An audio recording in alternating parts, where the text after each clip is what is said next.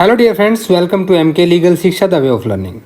Dear friends, FIR क्या है, evidence की वैल्यू क्या है उस एफआईआर की, और भी बहुत कुछ। आज हम क्रिमिनल प्रोसीजर कोड में एफआईआर का पोस्टमार्टम करने वाले हैं।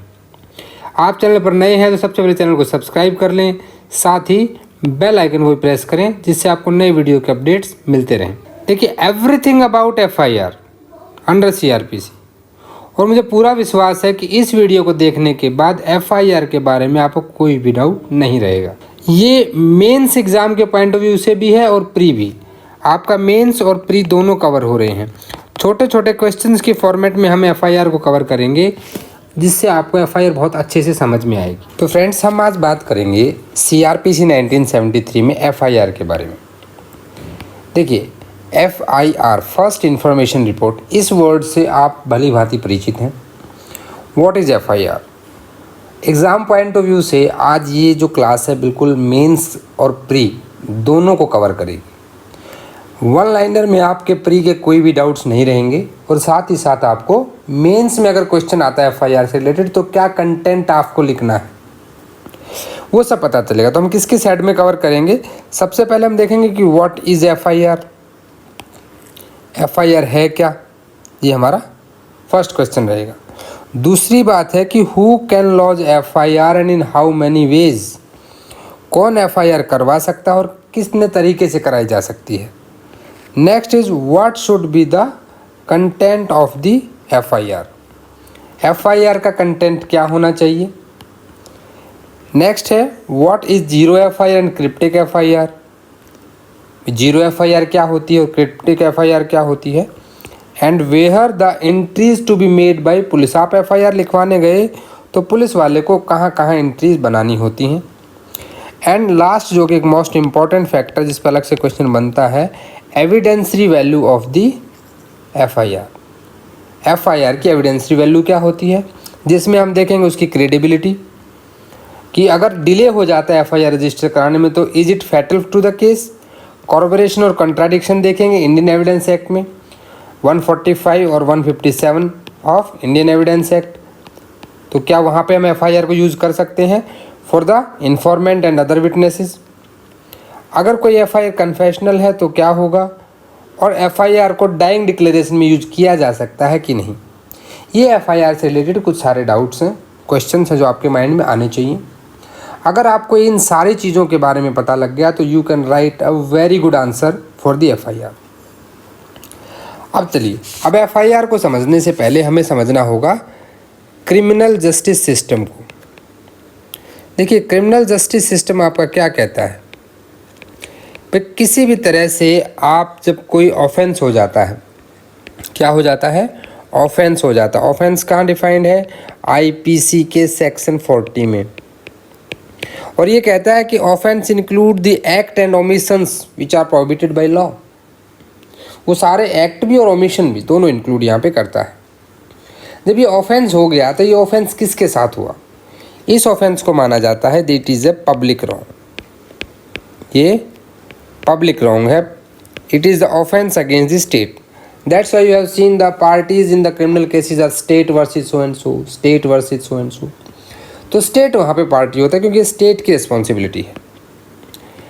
अब हम बात यहीं पे अगर करें तो आपका जो सिविल केसेस होते हैं, इन सिविल केसेस वहाँ पे क्या होता है, वहाँ प्राइवेट रॉन्ग होते हैं। प्राइवेट रॉन्ग मीन्स किसी एक इंडिविजुअल के साथ कुछ गलत किया जाता है। वो क्या करता है, गलत इन द सेंस उसके राइट्स या उसकी लाइबिलिटी, दो ही चीज़ें होती हैं यहाँ पे। आप न्यायालय में जाते हैं कि जनाब मेरे अधिकार मुझे दिलाए जाएं, दूसरे व्यक्ति को लायबिलिटी है उससे वो पूरी कराई जाए। यही आपका सिविल केसेस में होता है। और जब इसमें पूरा कोर्ट प्रोसेस फॉलो हो जाती है, आपकी जो लीगल प्रोसेस है उसको फॉलो करने के बाद लास्ट में क्या देता है कोर्ट, एक रिलीफ देता है, रिलीफ ग्रांटेड, यानी कि एक रेमेडी देता है। ये आपका सिविल केस में होता है।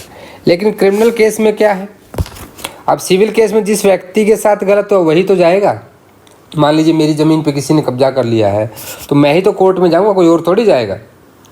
यानी कि जिसके राइट्स इन्फ्रिंज हुए हैं that person will approach to the court in civil cases, while in criminal cases what will happen, criminal case में क्या होगा कि सबसे पहले उस ऑफेंस की एक इन्फो जाएगी, क्या जाएगी, इन्फॉर्मेशन जाएगी।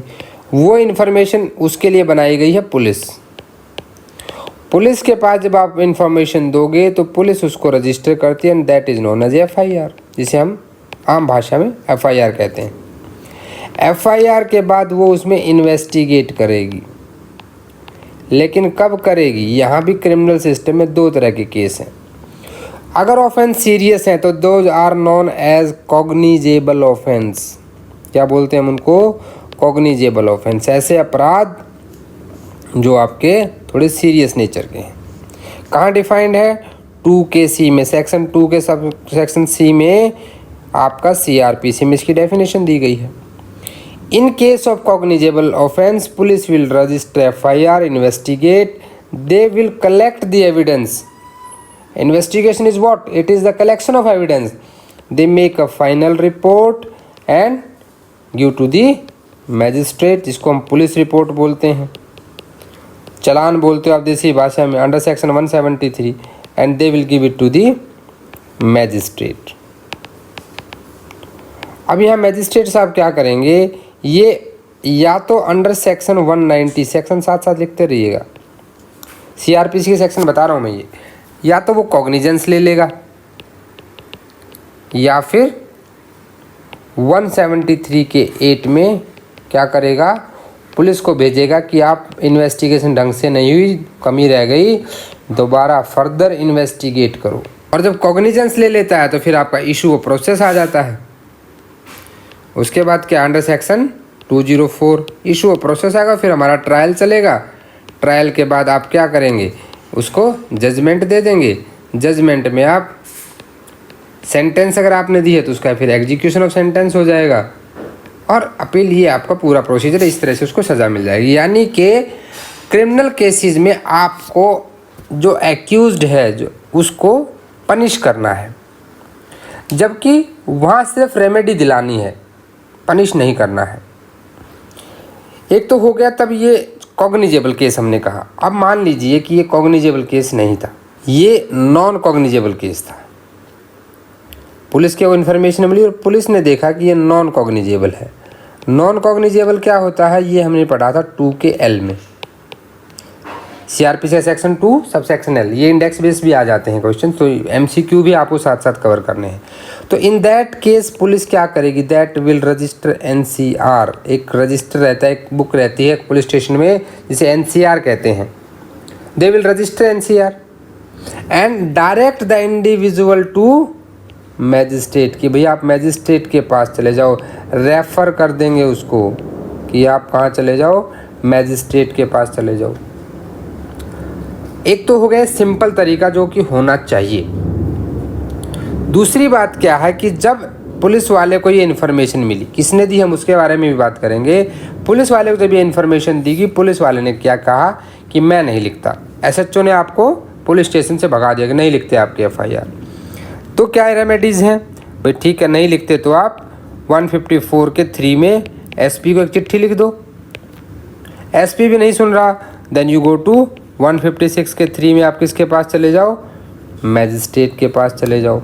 Magistrate will do order and by order of magistrate FIR will be registered. ठीक है, अभी भी आपकी बात अगर नहीं सुनी जा रही तो आप सेक्शन 200 के तहत कंप्लेनेंट बन जाओ। क्या बन जाओ, कंप्लेनेंट, एंड डू कंप्लेंट किसको, मैजिस्ट्रेट को। अब यहाँ मैजिस्ट्रेट इंक्वायरी करेंगे और कॉग्निजेंस ले लेंगे, क्योंकि जो 190 है 190 में पुलिस 3 तरह से कॉग्निजेंस ले सकती है, सॉरी मैजिस्ट्रेट 3 तरह से कॉग्निजेंस ले सकता है। एक तो आपका पुलिस रिपोर्ट पे, एक आपका कंप्लेंट पे जो हमने अभी सेक्शन 200 में बात की, और एक आपका ले सकता है सुओ मोटू, जहाँ उसको खुद से संज्ञान ले लेता ना न्यायालय कभी कभी, तो उस तरह की बातें यहाँ पे आ जाती हैं। तो ये एक बेसिक स्ट्रक्चर आपको समझ में आ गई होगी। अब हम इसको एलोबरेट करते हैं। ये बिल्कुल एक बेसिक CRPC का पूरा प्रोसीजर ये। अब बात कर लेते हैं हम आगे। हमने सबसे पहले क्वेश्चन हमारे माइंड में आया कि व्हाट इज़ FIR। अब हम अपने क्वेश्चंस को लेते हैं। कि FIR है क्या, व्हाट इज FIR। देखिए FIR क्या है, it is an accusation, it is an accusation, एक आरोप पत्र है ये। आप किसी पे आरोप लगा रहे हैं किसी को कि उसने आपके साथ ये ऐसे कर दिया है, उसने चोरी कर ली है, मेरे घर में चोरी हो गई है। अननोन, ये नोन के लिए भी हो सकता है और अननोन के लिए भी हो सकता है। Accusation against known person by name FIR, और it may be unknown person, जिसके घर में चोरी कर गया। कौन कर गया, अभी चोर का नाम नहीं पता है, दैट इज अननोन। तो in criminal law FIR means the information given at first point of time, because it is known as first information regarding the commission of cognizable offence. सारे वर्ड्स लिखे नहीं जाएंगे, तो प्लीज एक एक word को ध्यान से सुने। इन CRPC 1973 nowhere this word is defined. FIR आपका कहीं भी डिफाइंड नहीं है, नॉट डिफाइंड। मैंने कहा नॉट डिफाइंड। इवन जो हम बोलते हैं कि सेक्शन 154 डील्स विद FIR, 154 में कहीं FIR वर्ड नहीं है, फर्स्ट इंफॉर्मेशन रिपोर्ट वर्ड नहीं है। तो क्या CRPC में कहीं नहीं है? नहीं, ऐसा नहीं है। CRPC में ये वर्ड है अंडर सेक्शन 207। 207 का 2 पढ़ के देखिए, आप वहाँ लिखा है फर्स्ट इंफॉर्मेशन रिपोर्ट। जब यानी कि CRPC में अगर आपसे कोई पूछ ले कि भाई कहाँ पे ये बताया गया है इसके बारे में, तो कहाँ बताया गया है? ये बताया गया है आपको 207 में। तो FIR को आपने बोला एक्यूजेशन। अब पुलिस वाला क्या करेगा यहाँ पे? तो पुलिस वाला जो है वहाँ पे इस बात से एश्योर होगा कि भाई एक्चुअल में कॉग्निजेबल ऑफेंस हुआ है कि नॉन कॉग्निजेबल। कॉग्निजेबल हुआ है तो FIR रजिस्टर करेगा, नॉन कॉग्निजेबल हुआ है तो NCR से आपको रेफर कर देगा। अब बात आती है कि क्या पुलिस वाला आपको मना कर सकता है? Can police officer deny? फिर डिनाई करेगा तो उसके खिलाफ कुछ होना चाहिए। इसके ऊपर सुप्रीम कोर्ट की गाइडलाइंस है। तो अभी आ जाते हैं हम सबसे पहले FIR के आपके समझ में आ गया। अब हम देखते हैं कि how many veg and who can, how many veg and who can, फिर कितने तरह से FIR की जा सकती है और कौन कर सकता है। कितने तरह से FIR हो सकती है? सबसे पहली बात तो देखिए कर कौन सकता है। हम पहले हु कैन को देखेंगे। एक इंडिविजुअल है जिसके साथ में कुछ गलत हुआ, ही इज़ विक्टिम, ये very well he can do, victim है। दूसरा कौन है? और ये बड़ा ही सजग नागरिक है, एनी पर्सन। भले ही इसके साथ कुछ गलत हुआ हो, नहीं हुआ हो, तो भी ये कर सकता है, because it is a public wrong. ये एक पब्लिक रॉन्ग है, सोसाइटी के खिलाफ अपराध है ये। तो एनी पर्सन। और क्या पुलिस वाला खुद भी FIR कर सकता है? Police, yes. जब आप 157 का 1 पढ़ेंगे तो वहाँ लिखा है और अदरवाइज पुलिस ऑफिसर, पुलिस वाला भी FIR लिखवा सकता है। तो हु कैन, ये 3 लोग FIR करा सकते हैं। किस तरह से करा सकते हैं? अब या तो ये 154 के 1 में सीधे पुलिस स्टेशन जाएं, SHO को बताएं, SHO उसको रिड्यूस टू राइटिंग करेगा और वो लिख लेगा। दूसरी बात कहाँ है कि भाई इन्होंने नहीं सुना तो क्या करेंगे? ये एक लेटर लिख देंगे रजिस्टर्ड पोस्ट से, किसको? SP को। फिर भी बात नहीं बनी तो 156 के 3 में मैजिस्ट्रेट के पास जाएंगे और बताएंगे कि साहब हमारी FIR नहीं लिखी जा रही, magistrate will order to lodge FIR, ठीक है, एंड डू इन्वेस्टिगेशन। ये 3 तरीके तो हो गए। जब आपके ये 3 तरीके कहाँ पे लागू होते हैं? जब हमारे विक्टिम और एनी पर्सन है। अब पुलिस वाला कहाँ करेगा, ये हम बात कर ही चुके हैं 157 के 1 में, ठीक है। ये आपका हो गए कि in how many ways you can lodge FIR। अभी हमने कहा कि कंटेंट ऑफ FIR क्या होना चाहिए। क्या FIR में सब कुछ लिखा जाना है? What is the content of FIR? Class थोड़ी लंबी हो सकती है तो प्लीज़ थोड़ा पेशेंस रखें, बट आपके डाउट सारे क्लियर हो जाएंगे। तो यहाँ सुप्रीम कोर्ट ने कहा था कि FIR is not supposed to be an encyclopedia, to be an encyclopedia of events का इंसाइक्लोपीडिया नहीं होना चाहिए। ऐसा नहीं उसमें हर एक चीज़, हर एक माइन्यूट डिटेल आप लिख दोगे, नहीं।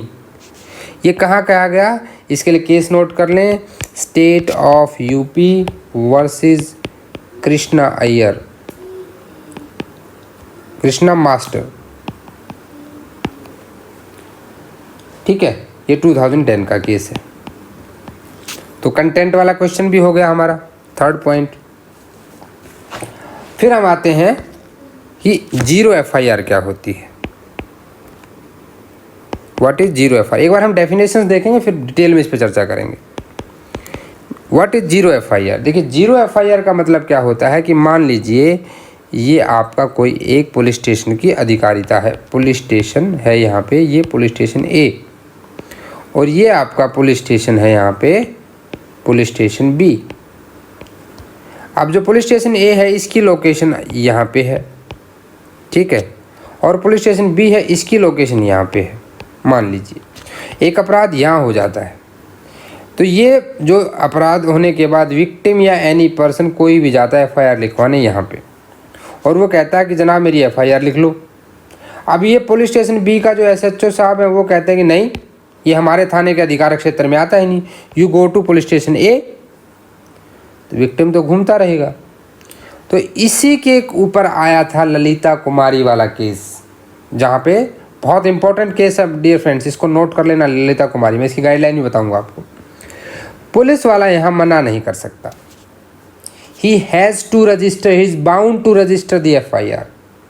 तो इसको जीरो FIR क्यों कहते हैं, प्रोसीजर क्या होता है। यहाँ पुलिस वाला FIR रजिस्टर करेगा पर उस पर कोई नंबर नहीं देगा।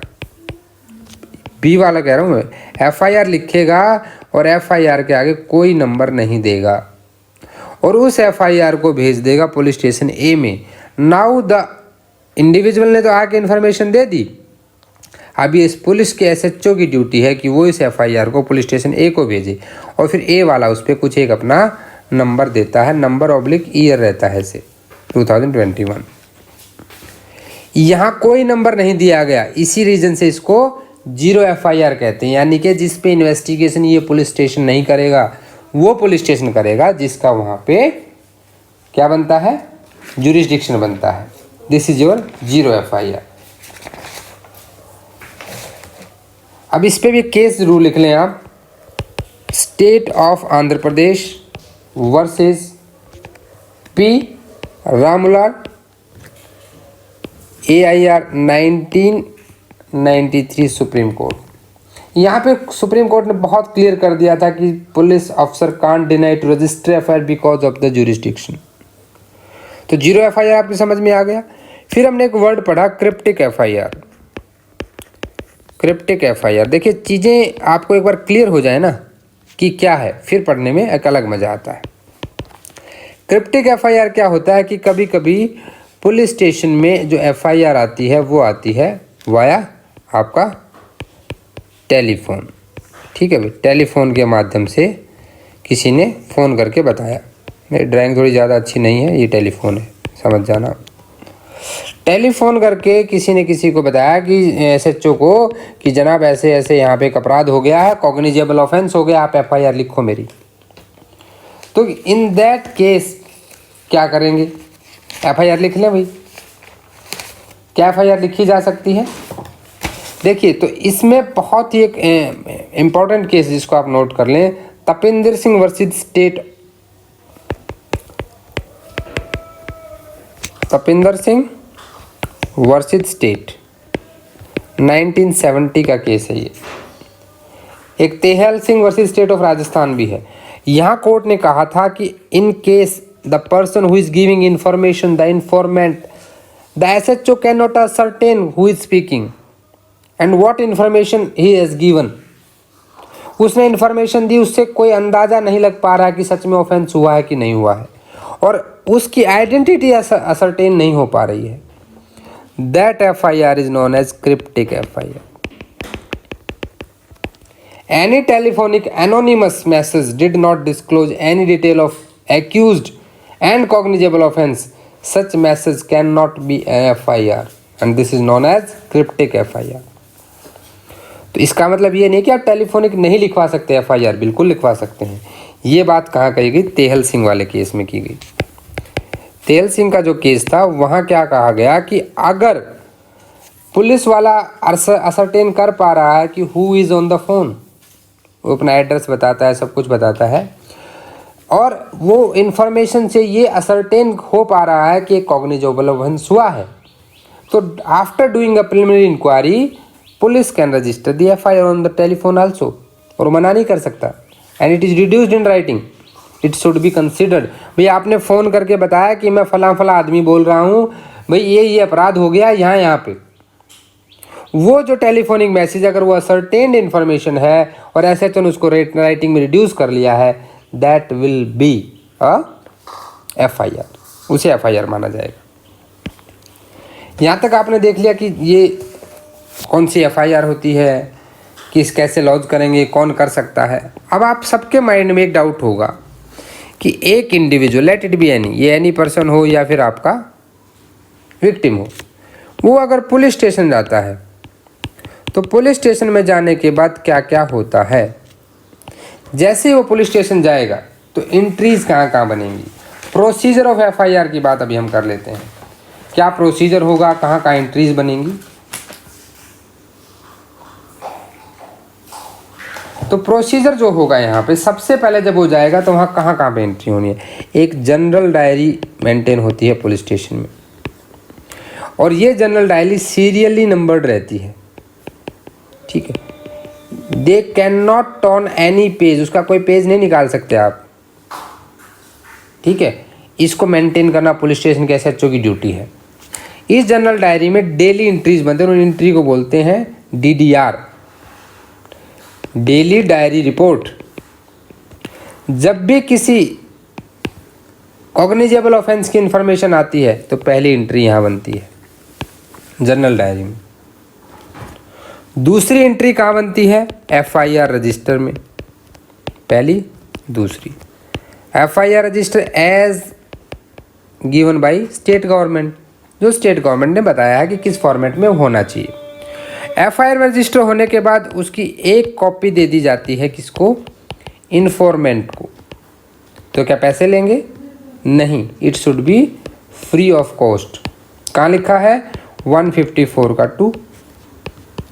वकील है, आपको कानून पता होना चाहिए.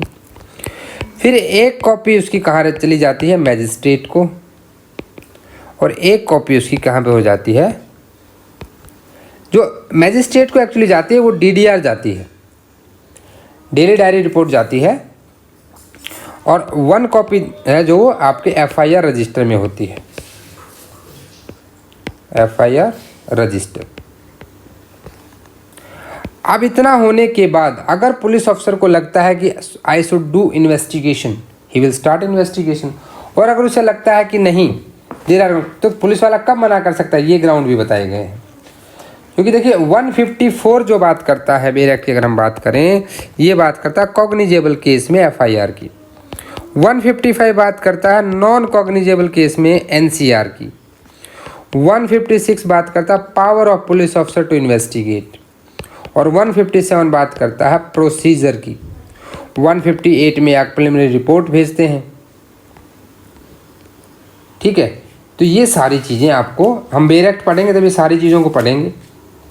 तो अब बात आती है कि पुलिस वाला कब कर सकता है. तो जब 157 पढ़ते हो ना आप, वहाँ पे ये चीज़ दी गई है कि जहाँ पे अगर बाय नेम किसी के अगेंस्ट में 157 में प्रोवाइजो दे दिया गया है सब सेक्शन 1 में कि अगर बाय नेम आई है तब भी चाहे तो उसको बुला सकता है, डायरेक्ट स्पॉट पे नहीं जाएगा, इन्वेस्टिगेशन शुरू नहीं करेगा.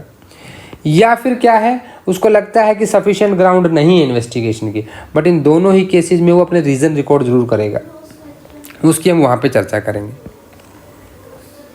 तो इसके बाद जब इन्वेस्टिगेशन शुरू हो जाती है तो एक IO अपॉइंट हो जाता है. IO जो है वो मिनिमम आपका ASI से ऊपर होना चाहिए. आईओ फिर क्या करता है, आईओ एक केस डायरी मेंटेन करता है। ये केस डायरी आप 172 में पढ़ोगे। ये केस डायरी जो है डेली वो मेंटेन करेगा, उसने की इन्वेस्टिगेशन में क्या किया, कहाँ गया, कैसे किया, और इसकी एक कॉपी डेली मैजिस्ट्रेट को भेजेगा। इस केस डायरी को एक और इम्पोर्टेंट चीज़ बता दूं कि आप एडवोकेट होकर भी इसे कोर्ट में नहीं मंगा सकते। ओनली पुलिस एंड आपका जो आईओ है वो और मैजिस्ट्रेट दो ही लोग इसको देख सकते हैं, इनके अलावा और कोई इसको नहीं देख सकता। ना तो एक्यूज का राइट है, ना प्रोसिक्यूशन का राइट है। हम सबसे पहले टॉपिक पे आते हैं। ये तो हमने प्रोसीजर को समझा कि पुलिस ने क्या किया, मना कर दिया कि भाग जाओ, नहीं लिखते एफआईआर तुम्हारी। तो उसके खिलाफ क्या एक्शन लेंगे? सबसे पहली बात तो 2013 में एक पीनल प्रोविज़न डाला गया, कहाँ पे, 166A में। 166A का जब आप क्लोज सी पढ़ते हो तो वो कहता है, बेरेक्ट निकालिए 166A का सी। देखिए बेरेक्ट आपके पास होने चाहिए जब भी आप क्लास करते हैं। 166A का सी क्या कहता है यहाँ पे, if fail to record any information given to him under subsection 1 of section 154 of CRPC in the relation to a cognizable offence punishable under, कुछ वहाँ पे स्पेशल, जो ये मैं बता रहा हूँ ये धारा, ये कुछ स्पेशल प्रोवाइजो से रिलेटेड, जो आपका 154 में आप फर्स्ट प्रोवाइजो पढ़ते हो उसी से रिलेटेड बात करता है। तो उन केसेस में, यानी महिलाओं के खिलाफ किए गए अपराधों को अगर वो दर्ज करने से मना करता है तो पीनल प्रोविज़न उसके खिलाफ हो जाएगा, और उसको इसमें जो है मिनिमम 6 मंथ के लिए, और जो कि 2 साल तक बढ़ाई जा सकती है, सजा दी जा सकती है, एंड फाइन है। लेकिन ये 166 कब आता है? 166A पिक्चर में आता है जब अपराध आपका 326AB, आपका 354ABCD, ठीक है, 376ABCDE और 509, यानी जो महिलाओं से जुड़े IPC में प्रावधान है उनसे रिलेटेड हो तब। एक तो हो गया ये। दूसरी बात होगी कि भाई आगे ये तो तब है जब महिलाओं से जुड़े अपराध हों। भाई पुरुषों के साथ भी तो अपराध होते हैं, वो तब क्या करेंगे? इसके अलावा कोई भी अगर अपराध है, मैं फेमिनाइजेशन की बात नहीं कर रहा हूँ, मैं कह रहा हूँ अगर इसके अलावा कहीं भी कोई अपराध हुआ है तो क्या होगा? तो उसके लिए क्या है कि नॉन रजिस्ट्रेशन ऑफ FIR एक बहुत बड़ा मुद्दा बन गया था। नॉन रजिस्ट्रेशन ऑफ FIR जो है ये बहुत बड़ा मुद्दा बन गया था। तो इसमें सुप्रीम कोर्ट ने केस आया, ललिता कुमारी केस। इस केस के फैक्ट जान लीजिए, केस था क्या। फ्रेंड्स ये केस आपके लिए बहुत इंपॉर्टेंट है। देखिए, ललिता कुमारी वर्सेस स्टेट ऑफ UP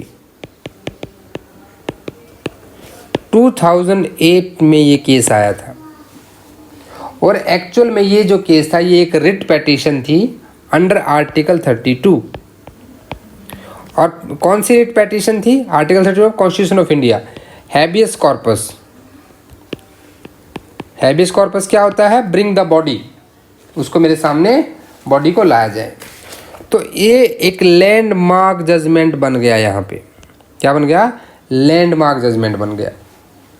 कैसे लैंडमार्क जजमेंट बना, पहले मैं इसके कुछ फैक्ट बताता हूँ आपको।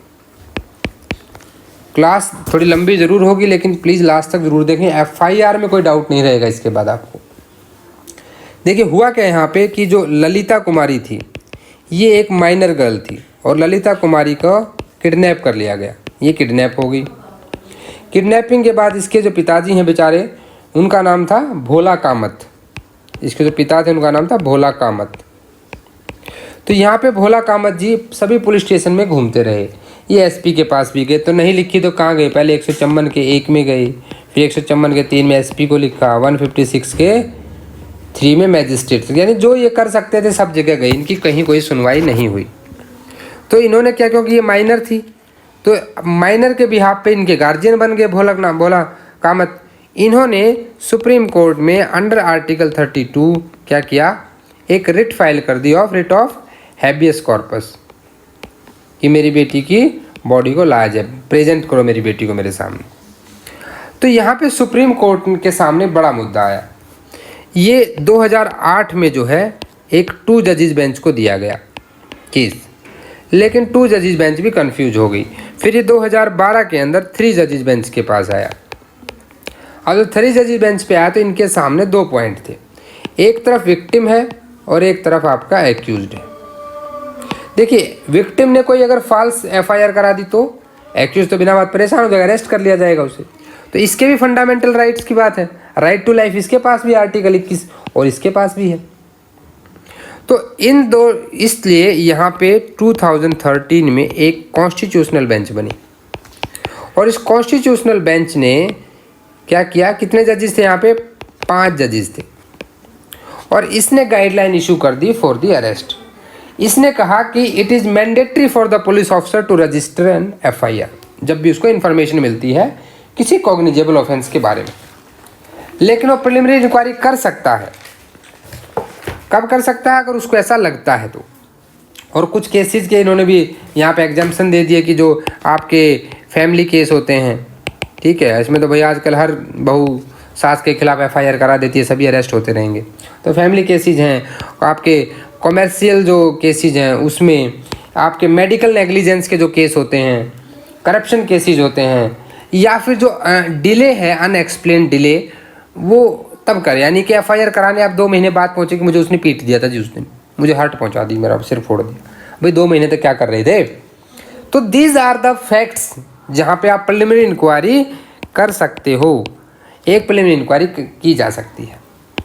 ये यहाँ पे आप कौन करेगा, ये पुलिस करेगी। तो ये क्लियर गाइडलाइंस थी, ये बड़ा इंपॉर्टेंट केस है, इसको ज़रूर ध्यान दें। अब हम बात करेंगे सबसे इंपॉर्टेंट टॉपिक की, evidentiary value of FIR. FIR की एविडेंशियरी वैल्यू क्या होंगी? एफआईआर की एविडेंशियरी वैल्यू के लिए हमने कुछ हेड बनाए थे। सबसे पहला हेड हमारा क्या था, क्रेडिबिलिटी। Credibility means what? हमने कहा था कि अगर आप डिले कर देते हैं एफआईआर कराने में तो व्हाट विल हैपन, अगर हमने डिले कर दिया तो क्या होगा, is it fatal to the case? तो यहाँ पे कोर्ट ने बहुत ही अच्छे से कई केसेस में कहा है कि, केस नोट कर लें पहले आप यहाँ पे, ताराचंद वर्सेस स्टेट 1970। कोर्ट ने कहा यहाँ पे, देखिए अब वकील ने क्या दलील देते हैं कि जी एफआईआर तो लेट की गई, अपराध पहले हुआ था तो एफआईआर झूठी है। तो कोर्ट ने पहली बात तो यहाँ पे क्या कहा कि भाई ये प्रिजम्पशन नहीं ले सकते हम कि no presumption can be taken by court. क्या प्रिजम्पशन नहीं ले सकते कि जो अर्ली एफआईआर है, जल्दी एफआईआर करा दी, टाइम से करा दी, वो सच है, ये प्रिजम्पशन तो नहीं मान सकते हम, because it is not a substantive piece of evidence. अब ये जब आप वर्ड पढ़ते हो कि सब्सटेंटिव पीस ऑफ एविडेंस, इसका क्या मतलब है? इसका मतलब ये है कि भाई जो एफआईआर के अंदर का कंटेंट है ये उसके लिए प्रूफ नहीं है। जैसे कोई सेल डीड है, सेल डीड के अंदर जो लिखा है वो उसका प्रूफ है, it is a substantive piece of evidence, but the information which FIR contains it is not proof for that information, that's why it is not a substantive piece of evidence. हाँ, दूसरी बात court ने important इसी case में क्या की कि अगर आपने एक्स फैक्टो का मतलब होता है जब कोई इवेंट होने के बाद आप वो काम करते हो, आपको पहले करना था, वो काम आपको पहले करना था। यानी कि मान लीजिए आज आपको बिजली का बिल भरना था, आपने नहीं भरा, 4 दिन बाद भर रहे हैं, लेकिन क्यों नहीं भर पाया? पहले आपके पास एक जेन्युइन एक्सप्लेन्ड रीज़न है, दैट इज एक्स फैक्टो, तो it will not fatal to the case, case में कोई फैटल नहीं होगी। बट अगर रीज़न अनएक्सप्लेन्ड है, जैसे 2 महीने पहले सिर फोड़ा था और अब आप आ रहे हो, तो ऐसे में वो फैटल होगी, वहाँ पे आपको कंट्राडिक्ट किया जा सकता है, इट लूज द क्रेडिबिलिटी उसकी ख़त्म हो जाती है। ये तो है यहाँ पे। लेकिन एक और मोस्ट इम्पॉर्टेंट केस है, मैं चाहूँगा इसको आप ज़रूर नोट कर लें, बहुत इम्पोर्टेंट केस है। मैं इसको ब्लैक पेन से लिख रहा हूँ, ये हमारी सोसाइटी का बड़ा ही ब्लैक से ही लिखा जाना चाहिए, बहुत बेकार ऑफेंस है जो नहीं होना चाहिए।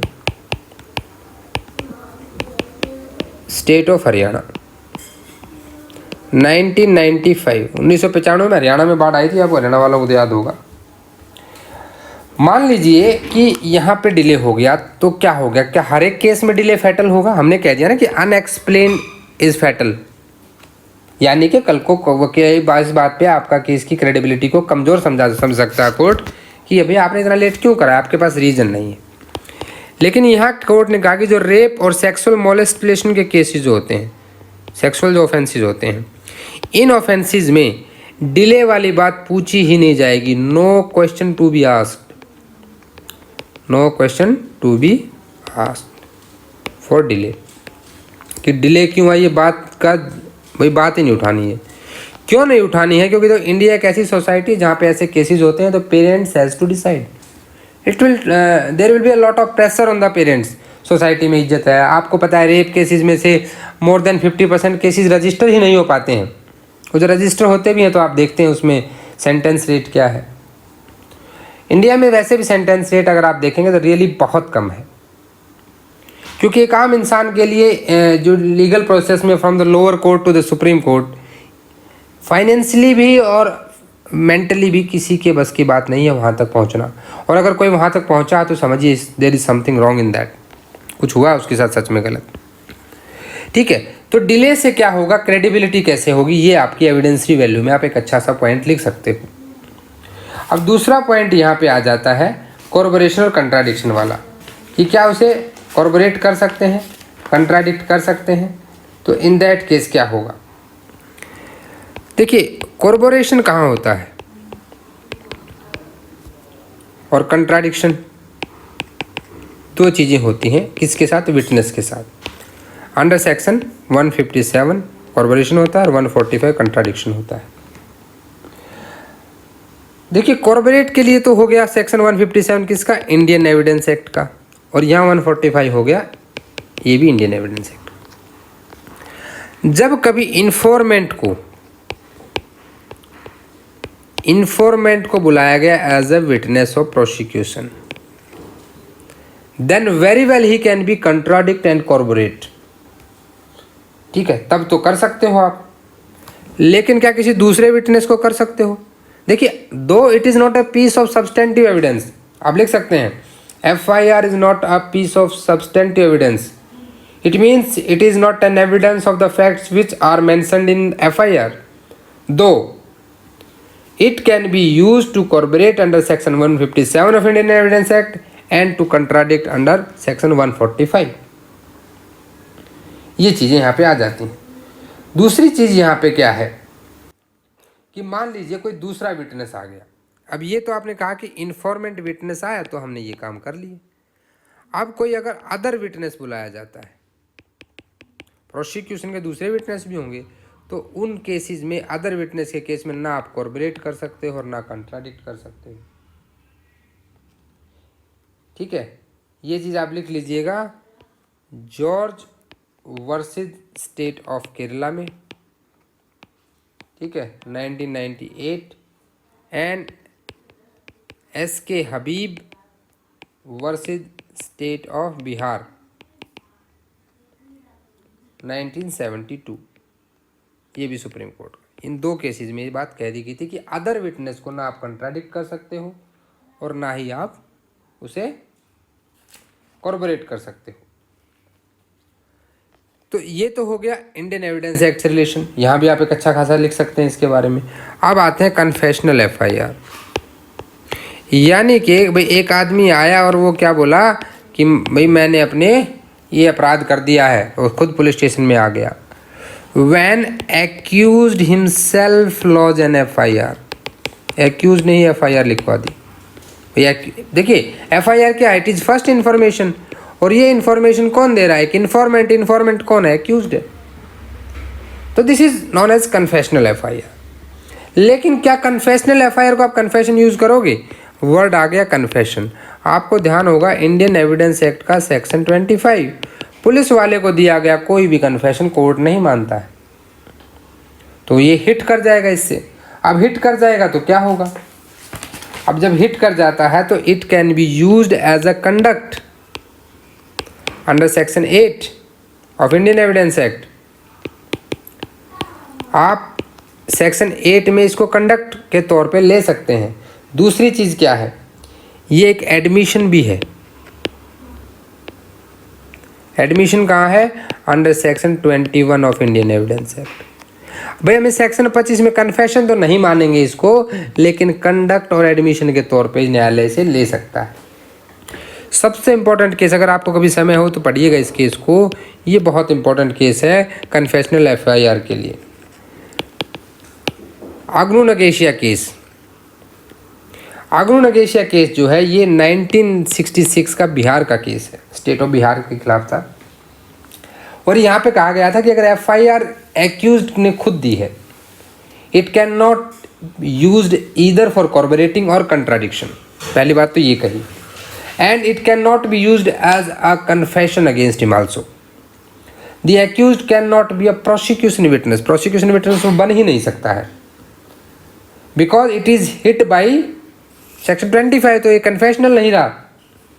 तो यहाँ पे कहा कि it can be used as a conduct under section 8 of Indian evidence act and an admission under section 21 of the Indian evidence act. ठीक है, ये आपका कन्फेशनल एफआईआर के बारे में था। अब कन्फेशनल एफआईआर के बाद आता है डाइंग डिक्लेरेशन। डाइंग डिक्लेरेशन ये आपका फोर्थ पॉइंट है एविडेंसरी वैल्यू में। डाइंग डिक्लेरेशन हम कहाँ पढ़ते हैं? सेक्शन 32 के 1 में ऑफ इंडियन एविडेंस एक्ट, जहां आप देखिए आपको एविडेंस एक्ट से कोरिलेट करके लिखना है इसको। अब डाइंग डिक्लेरेशन में क्या है कि मान लीजिए जो एफआईआर लिखवाने वाला बंदा है, ठीक है, हम इसके साथ पहले केस लिख लीजिएगा, Dharmpal versus state of UP 2008। यहाँ पे कोर्ट ने कहा कि द पर्सन जो इन्फॉर्मेंट है ही dictate the FIR before his death, अपनी डेथ से जस्ट पहले ही उसने क्या किया हो, वहाँ पे एफआईआर डिक्टेट की हो या लिखवाई हो, जैसे भी हो। It can be used as dying declaration under section 32 sub section 1। ठीक है, तो उसको डाइंग डिक्लेरेशन के तौर पे यूज कर सकते हैं एफआईआर को। Yes, FIR can be used as a dying declaration. This is all about FIR. I hope आपको चीज़ें क्लियर हो गई होंगी कि एफआईआर क्या है। ठीक है, आप हु कैन लॉज एफआईआर, कहाँ कहाँ एंट्रीज होती हैं। अब मैं यहाँ दो चीज़ें और आपसे डिस्कस कर लेता हूँ लास्ट में, not the last but the least. देख लेते हैं कि थोड़ी दो बातें और, ज़्यादा समय नहीं लेंगे अभी आपका। पहली बात है कि आपने कहा कि 156 के 3 में मैजिस्ट्रेट साहब ने क्या कर दिया, एफआईआर लिखवा दी ऑर्डर करके, मैजिस्ट्रेट के आदेश पे हुआ। पहली बात तो ये है कि 156 के 3 में मैजिस्ट्रेट कॉग्निजेंस नहीं लेता है, ये याद रखिएगा। वो विदाउट कॉग्निजेंस पुलिस को ऑर्डर दे रहा है, इन्वेस्टिगेट करो और भाई एफआईआर लिखो, इन्वेस्टिगेट करो। अब उसके पास डीडीआर आता है, केस डायरी की कॉपी आती है, तो उसे पता है इन्वेस्टिगेशन कैसे चल रही है। तो क्या है 156 के 3 में जब एक बार आ गया एफआईआर, तो वो क्या फिर से उसमें अगर एफआईआर प्रॉपर नहीं हो रही है, पुलिस वाला प्रॉपर नहीं कर, तो मैजिस्ट्रेट इंटरफेयर कर सकता है। Can magistrate interfere? इसके लिए एक बहुत इंपॉर्टेंट केस है, साकिरी वासु केस, 2007 का केस है। इस केस में क्लियर कर दिया गया था कि very well magistrate can interfere with the investigation if investigation is not proper. ये शब्दों में ध्यान देना, अगर इन्वेस्टिगेशन प्रॉपर नहीं है तो ये इंटरव्यू क्वेश्चन है, याद रखिएगा, इंटरव्यू में आपसे पूछा जा सकता है। आपके कोई भी डाउट है तो प्लीज़ मुझे ज़रूर बताइएगा। Thanks for watching this video my dear friends. I hope आपको वीडियो अच्छा लगा होगा। अच्छा लगा तो चैनल को सब्सक्राइब जरूर कर लें। अगर अभी तक आपने सब्सक्राइब नहीं किया है, इसे लाइक कर दें। आपको कोई भी सजेशंस, कोई एडवाइस अगर देनी है तो आप मुझे मेल भी कर सकते हैं। आप हमारे टेलीग्राम चैनल पर भी जुड़ें, जहाँ पे आपको बहुत सारी वैल्यूएबल इन्फॉर्मेशन मिलती है। वीडियो अच्छा लगा तो लाइक कर दें, शेयर करें और कमेंट करके ज़रूर बताएं कि एफआईआर के बारे में वीडियो आपको कैसा लगा। मिलते हैं कुछ नए इंपॉर्टेंट टॉपिक के साथ दोबारा से जल्दी ही। तब तक के लिए जय हिंद, जय भारत।